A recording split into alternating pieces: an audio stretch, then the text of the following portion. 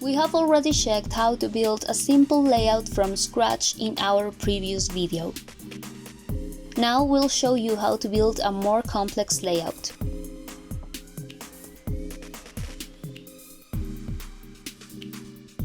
First of all, create a sketch or wireframe of what you'd like to build. We have it ready in an Adobe XD file. However, you can use any software you like, or even a chalkboard or pen and paper will do the job. Once you have your design ready, we suggest dividing it in blocks so the implementation will be easier and organized. Here we'll have 6 blocks then. The navbar, which will include a menu and a search bar, the splash image, a list of popular items, some cards, a newsletter subscription field, and lastly the footer.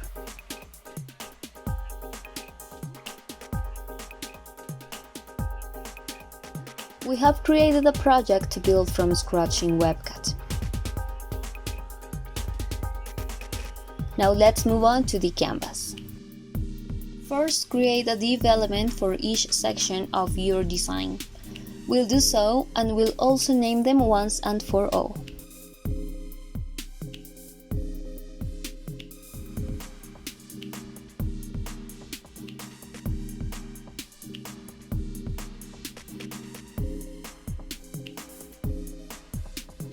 Now let's focus on the navbar. It will be divided in 2 main rows. The first row will include 4 sections, one with the main text, one more for the search bar, another to set a space, and the fourth with the buttons. So let's create 2 div elements and name them first and second row.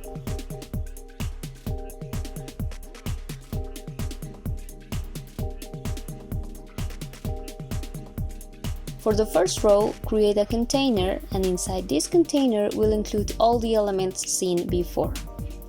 The first one with a text element, the second, which will be the search bar,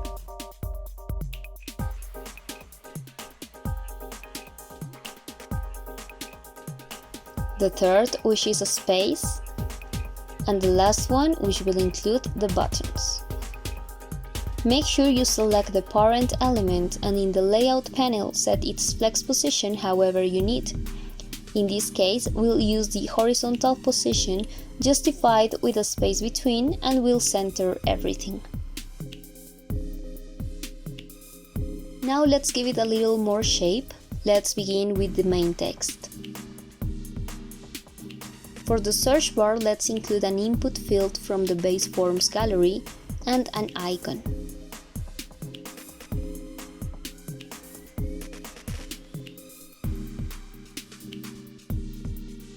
Again, let's use flex to center the elements and assign a gap between them.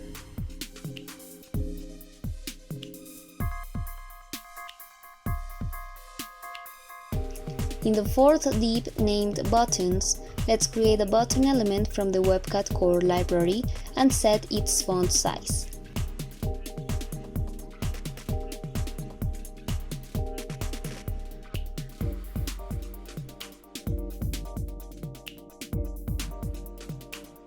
Here we are deleting all default properties of the button and adding an icon element.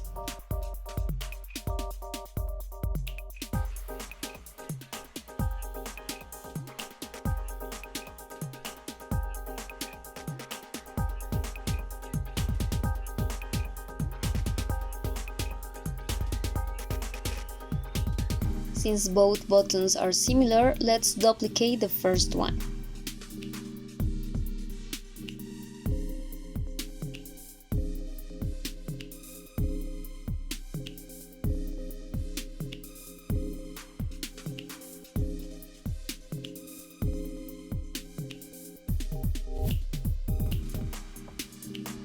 Lastly, we'll select the space div element and in the layout panel assign the flexbox value to 1.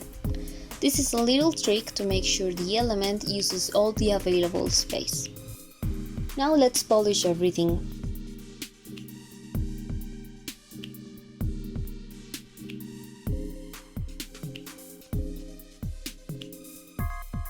We'll set the search bar background color and we'll also add a padding.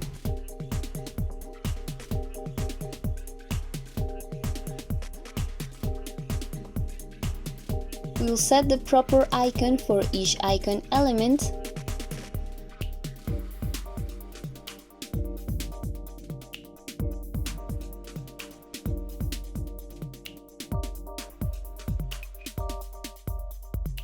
And we'll select the input element to change the default text in the placeholder field. Now the second row, it's a lot easier since it has 4 buttons which look the same. So start by creating a container. Inside it, place a button. Set its properties just like the design.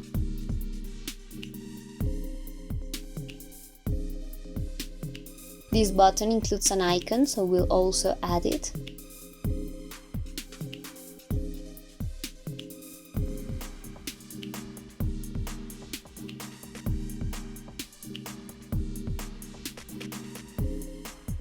And we'll delete the default properties again. And lastly, set the correct icon.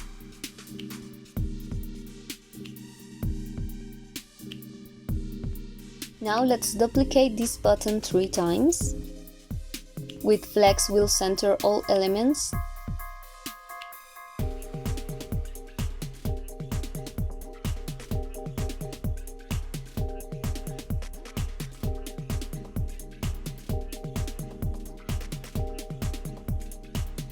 Since we want this to be a thin row, we'll set a height for the container.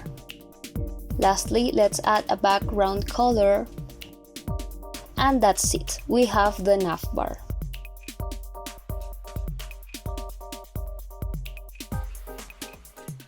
Let's continue with the splash image and the following sections. Since we've left the splash as a full white image, we'll only assign a height to the div element and also a background color. Now let's move on to the products section. Our design will need everything inside a container, and we'll divide it in 3 rows. A text element for the title, then a div element to group the product's cards, and then a button. Let's go back to the canvas to create all these elements.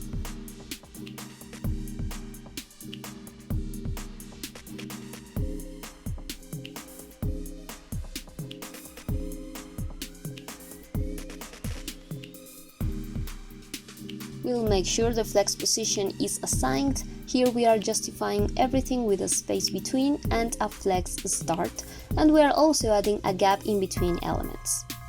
Now let's add the text.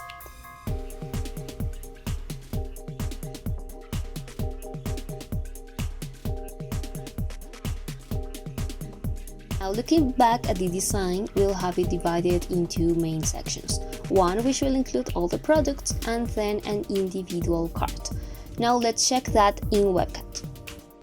For the products section, we have created 2 div elements.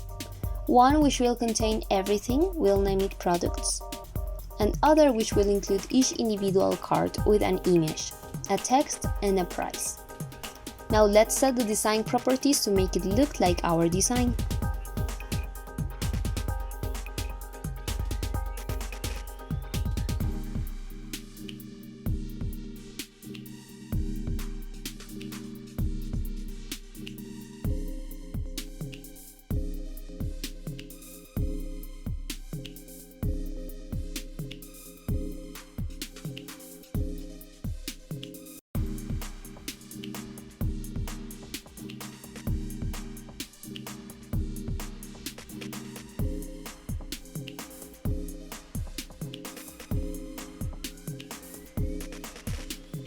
Now, to avoid duplicating multiple cards and to make the process easier, we'll assign a repeater to this card in the repeater field in code mode with the following expression.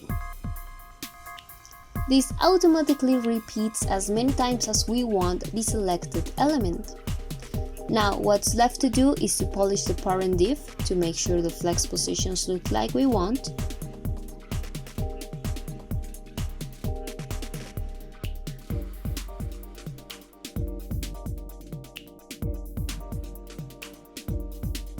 And also let's configure the button.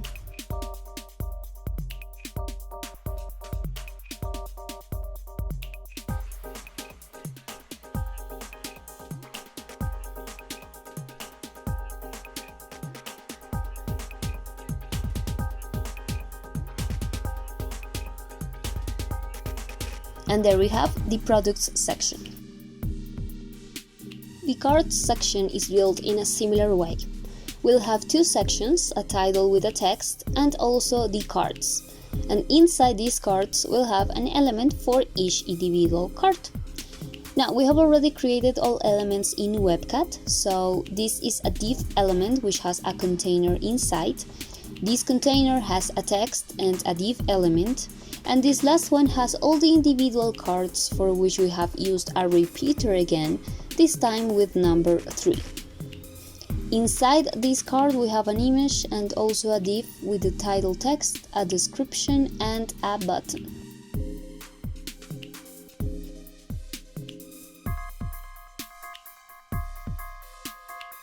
The last sections of this homepage will be built the following way.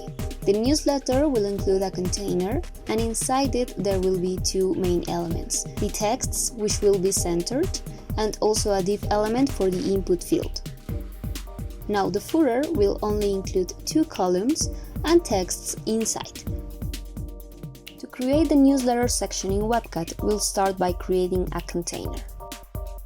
Inside it, we'll place two div elements and we'll assign a background color to both.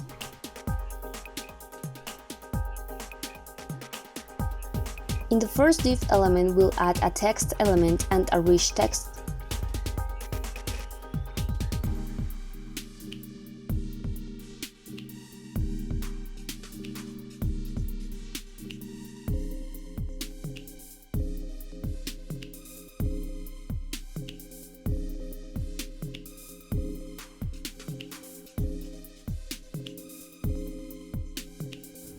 Here we'll make sure everything is centered, and we'll also assign a top and bottom padding.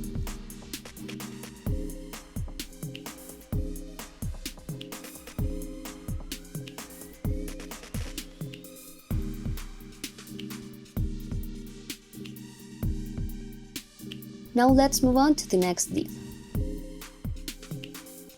In this one we'll create a text element, an input field from the base forms gallery and a button.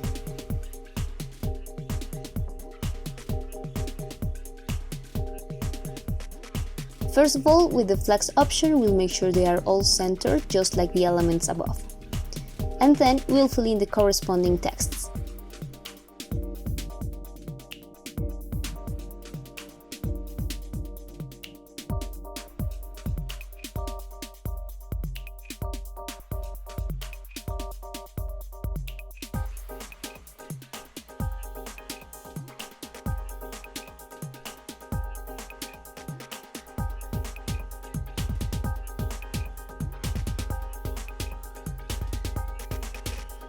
We are adding the last details, and now we'll have the newsletter section.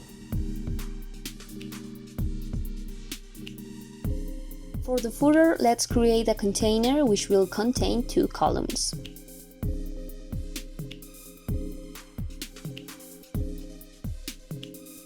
We'll make sure the flex position is in this case horizontal with a space between and flex start alignment. In the first column, we'll add two text elements, one for the main text and second for the copyright info.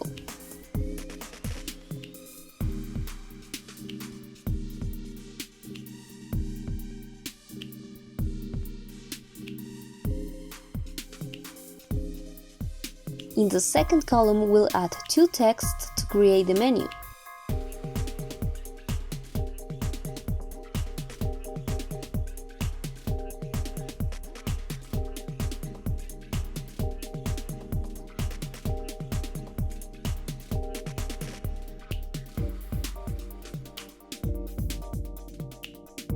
We'll use a repeater for the product category and also for the menu, like you see here.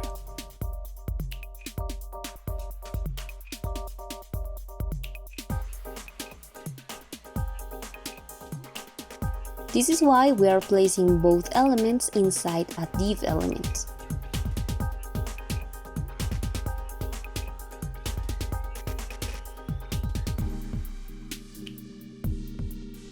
And just like that, we already created a homepage. Next videos will cover responsive design and drop-down menus.